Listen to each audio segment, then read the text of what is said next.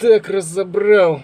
Хотел скинуть ремни с генератора и гидроусилитель с кондиционером. Думал, может быть, это они трещат. Заметил здесь некоторые течи масла.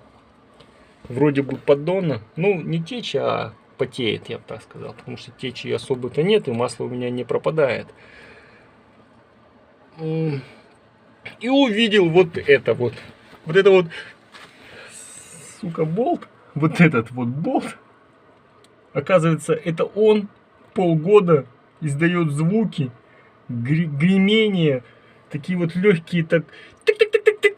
Я уже думал, у меня двигатель крякнул, блядь, генератор, там, прочие узлы. Оказывается, это вот болт. Вроде...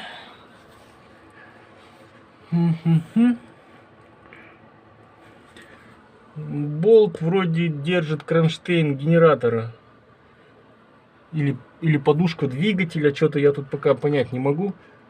Вот это он недокрученный, и из-за этого вот этот элемент, который он не дотягивает, звенит, брякает, ну и плюс сам болт шатается с гайкой, с шайбой. Ну сейчас его закручу, посмотрим.